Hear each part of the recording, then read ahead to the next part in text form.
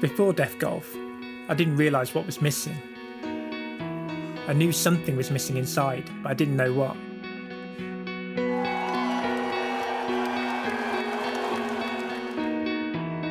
It really hit me seeing so many deaf people signing. Wow, about 5,000 people.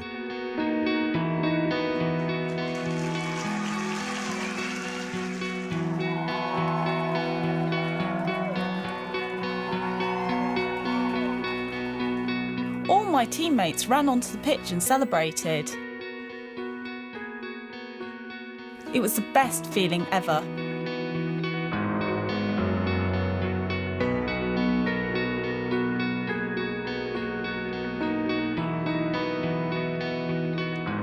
Hello, my name is Rajiv Baga, and this is my sign name. My name is Gemma Sanders, and this is my sign name. My name is Martin, and this is my sign name.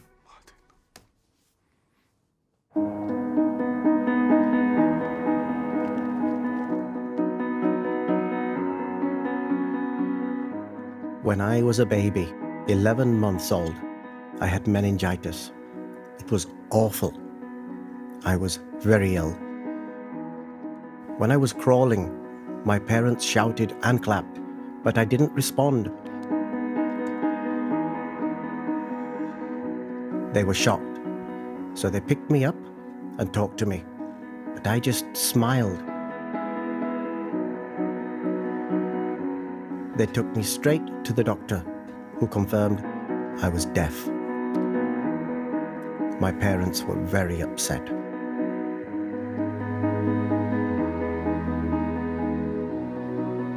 Back then in India, it was hard for deaf people who signed. That was because there were so many variations. You had to muddle along, picking up different signs. It was hard. All because the government hadn't recognized sign language.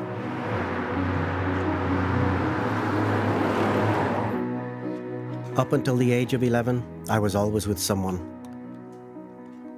Because if a hearing person spoke to me, I wouldn't understand. If I said I was deaf, they'd ask what that meant. People didn't know back then. So I had someone with me to explain and spread awareness. My family were very supportive.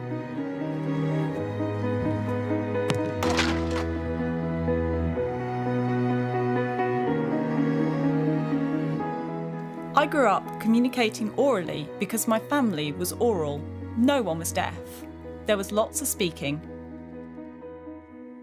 It was difficult. I felt left out a lot. I missed out on conversations. I relied on family to tell me what was said. It was hard.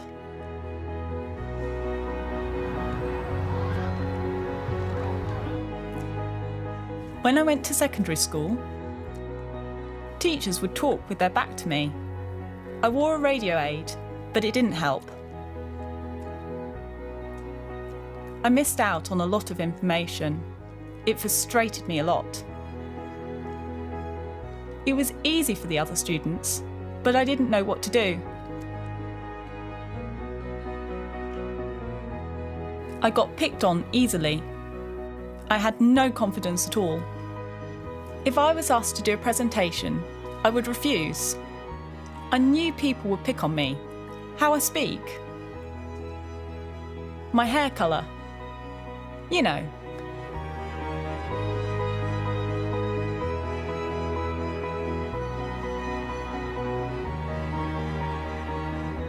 My life growing up at the age of 13, 14 or 15 was one of isolation.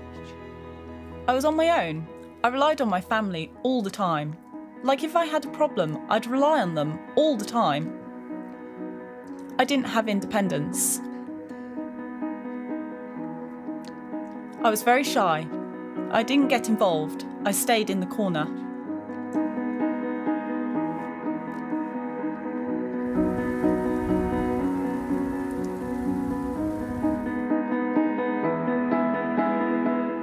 The bullying was an awful time for me. Who did it and what? Well, different things happened. For example, they'd laugh and cover their mouths, knowing I couldn't lip read. I felt awful. I felt like it was my fault. What's wrong with me? What have I done wrong? Really, it was them.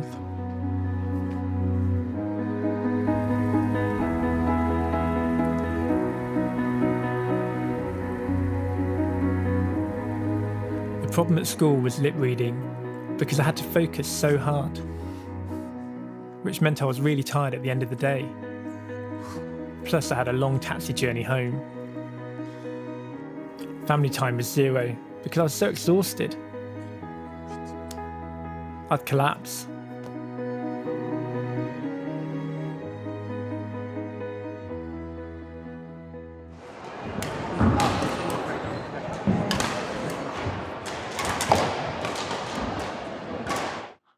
From the age of 3, I loved sport. Because my family loved sport. I followed them. I played a wide range of sports, but at 13 I picked one, badminton. I chose badminton because it was easy. Everything happened in front of me. No communication was needed, which was ideal for me. My father was pleased and hoped I'd go as far as I could.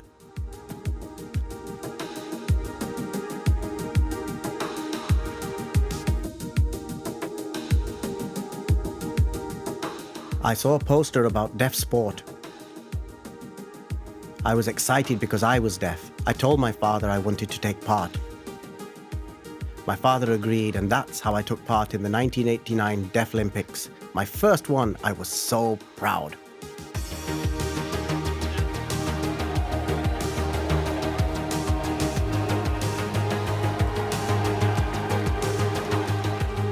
When I landed and saw everything, I was like a baby seeing for the first time. Everything was fresh and new. I was smiling and excited. When I met people, I was nervous because I'd never used international sign before. Wow, it was so exciting.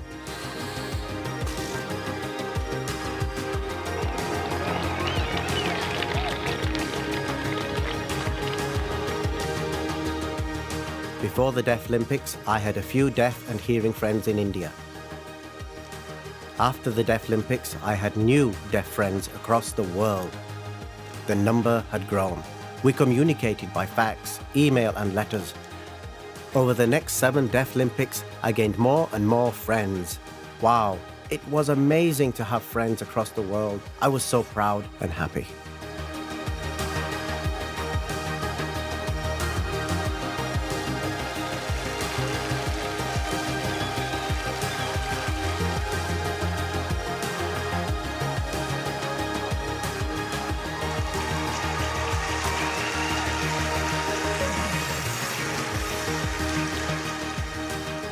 I represented the Indian team. Then I began representing Britain in 2005.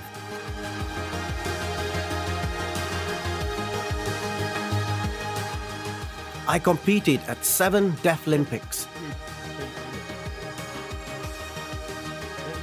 I won 14 gold medals and 1 silver medal.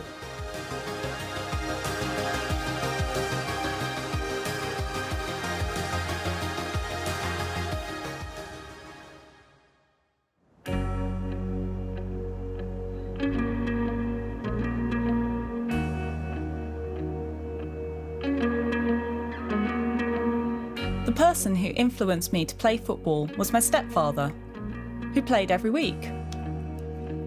I enjoyed watching him. It was very different.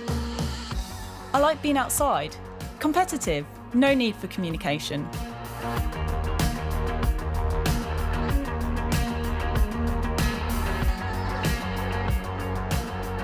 When I started playing for the hearing football team, I enjoyed it, yes, but it was hard to communicate. I had to look more. Look to see where a player was. They liked to rely on voice, but I couldn't. It was hard work, but I enjoyed it.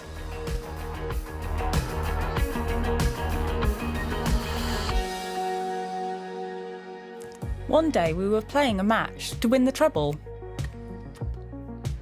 It was a tough game. I enjoyed it. There were some people watching and a man was there. He asked if I'd be interested in playing for the GB Deaf football team. Having a trial. He gave me the contact details so I could get in touch.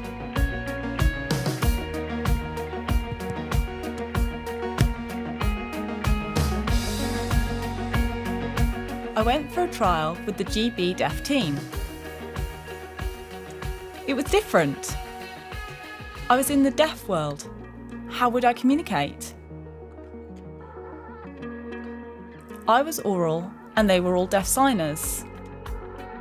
It took time to learn. I fitted in because I tried hard to be part of it. It was lovely.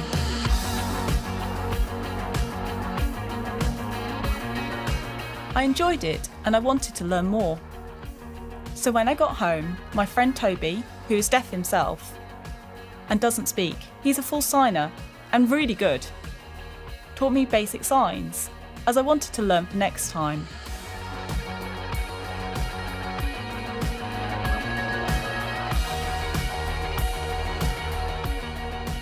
I felt a lot more confident. I could communicate with other people. But before, I couldn't. So I connected well. I bonded with them. It was lovely.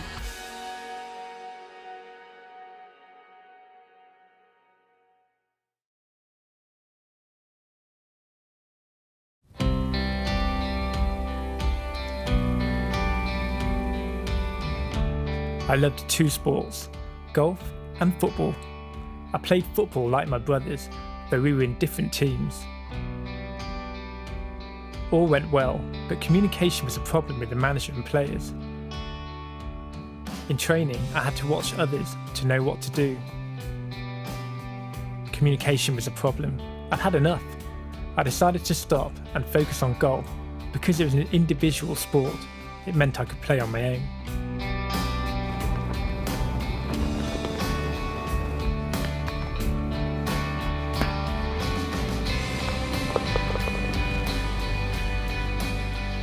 My support worker realised the same and looked into deaf golf for me. They emailed back and said, "Come along." So in 2003, I went to my first deaf golf event.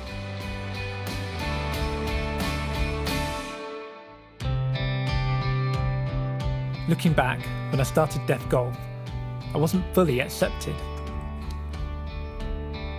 I didn't realise why at the time. Later, I realised it was part of deaf culture and the deaf community. People can be wary of you. It took time and hard work for them to accept me.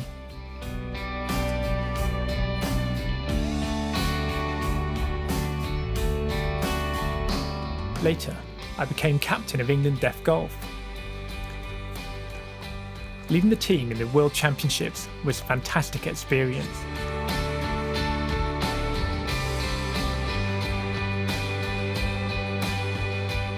Our best achievement was winning the European Championships twice. We're the only country to defend that trophy. It was great to do that for the first time.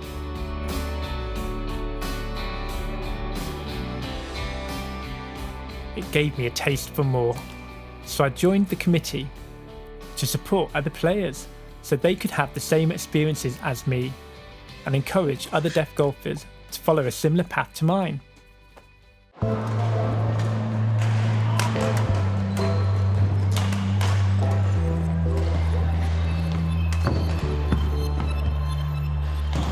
I love coming to competitions. I still love it. I play in the over 50s group. It's great.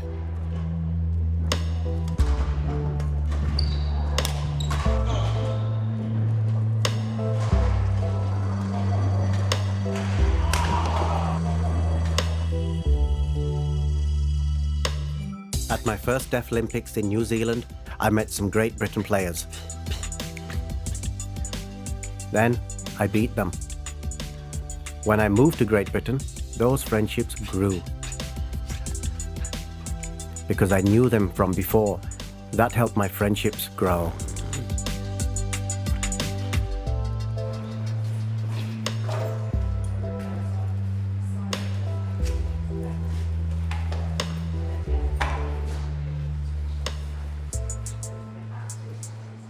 How do you think my identity changed? In 1989, in New Zealand, you were playing badminton for India. Everyone thought you were a fantastic player. Brilliant at the highest level. Our friend met you and said you were very gestural, using international sign. After you met, you built up more connections. And your signing improved. Then as it went on, you got more involved, your confidence grew, and you were less isolated. You really transformed. Do you agree? When you met in Denmark, what was he like? When I first met you in Denmark, you were signing international. Me, I didn't understand it very well. As you got later in life and signing, BSL, it's been brilliant. When you first came here, you didn't know what to do. Then you made contacts through badminton. Your network of friends grew along with your signing skills. Using BSL has made you well known in the UK. I look up to you. I think you're fantastic.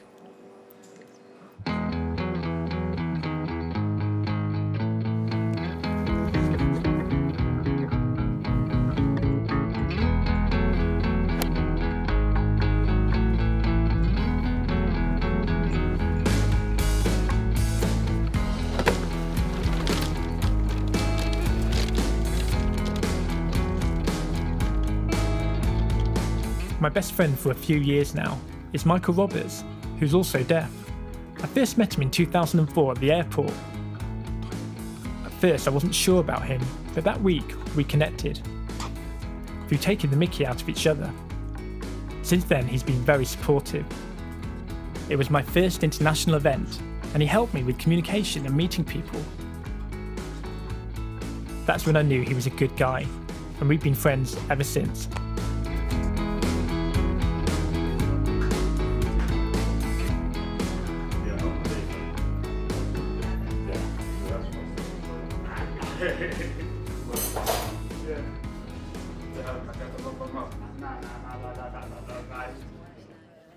Do you remember when we first met in 2004? What was I like then, when we first met? When I first met you, I was a bit worried. Why were you worried? Because I didn't know if you were open-minded or closed-minded. If you were open-minded, I knew you would get on well with me and other deaf people in the world of deaf golf, because everyone signs. But if you were closed-minded, you'd have stayed oral. But you were open-minded, and you wanted to learn about deaf culture at that time. It took you a while. Do you think I changed as I got more involved in the deaf community? With deaf golf and so on, and my confidence, do you think that's grown? Around 4 to 6 years later, you joined the England Deaf Golf Committee. That was when you started learning even more. You got into a deaf job and you have changed a lot. I started very, very oral. Then I wanted to learn, but I didn't know how. It was a good thing that I met you, because you helped. I think that was the foundation of our friendship, because we helped each other. It was good.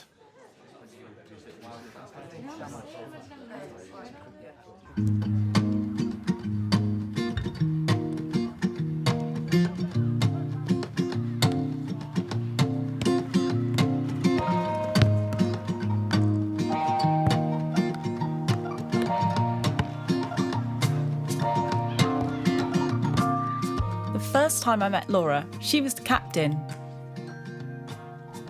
She made sure that everyone was all right and that I fitted in okay. She did a really good job at that time.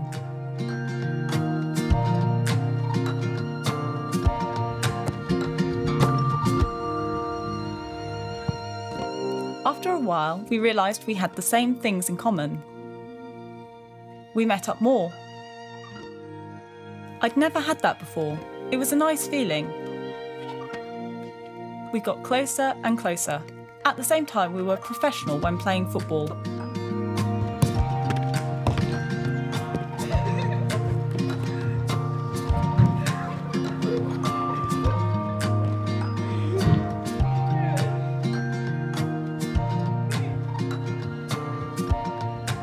Now look at us. We're getting married this year. We're very happy.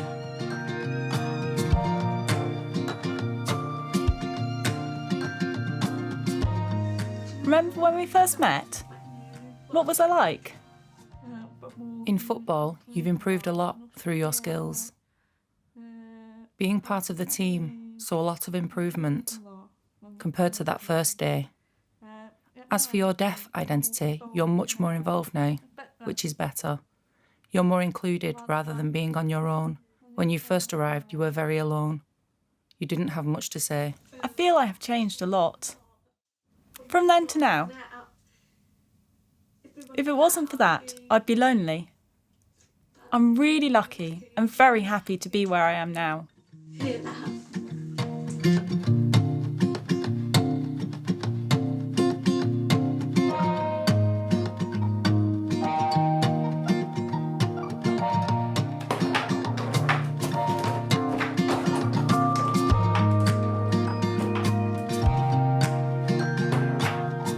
I got married in 2000 and my wife is deaf. My son is hearing and he's 14 this year.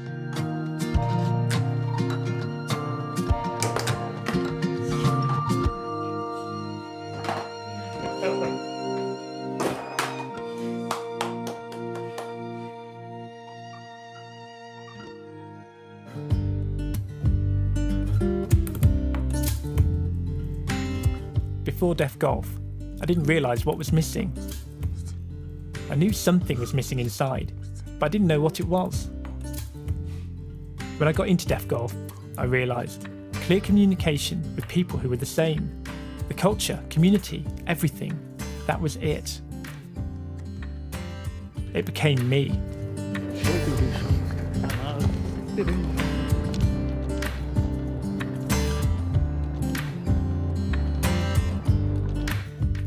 I want to say thank you to the deaf community for accepting me and helping me to develop as a person. Thank you.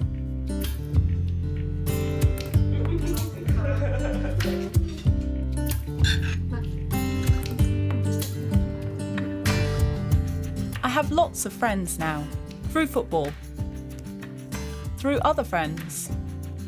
It's like a big family to me. It's a nice deaf community we have. It's quite strong, which is nice, compared to before, when I had nothing.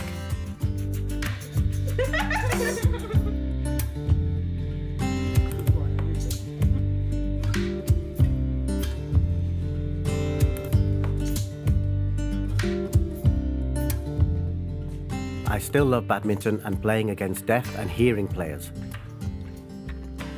And I still play in my age group. I also continue to coach hearing and deaf players. I love badminton and I will for the rest of my life.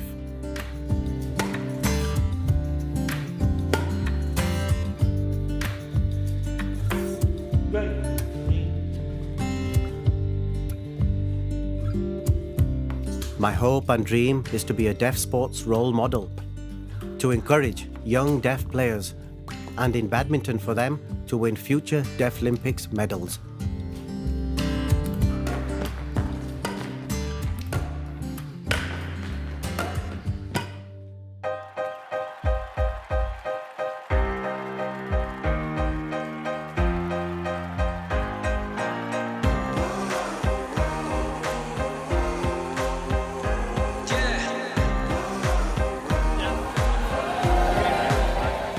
The best thing that happened to me was in 2013 at the Deaf Olympics in Bulgaria. We were fighting for the bronze medal.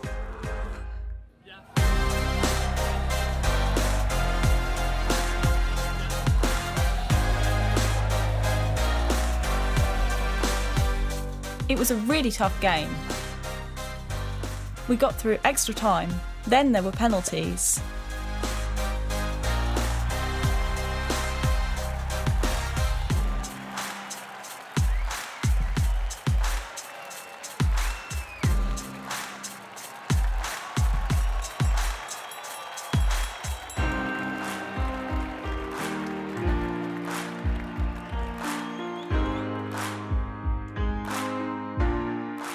When the last penalty went in,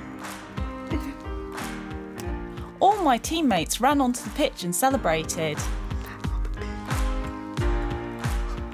It was the best feeling ever.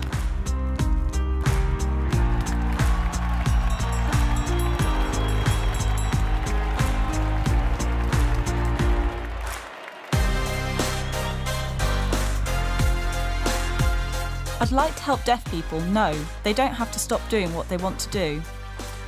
Go on, chase your dream. Try it.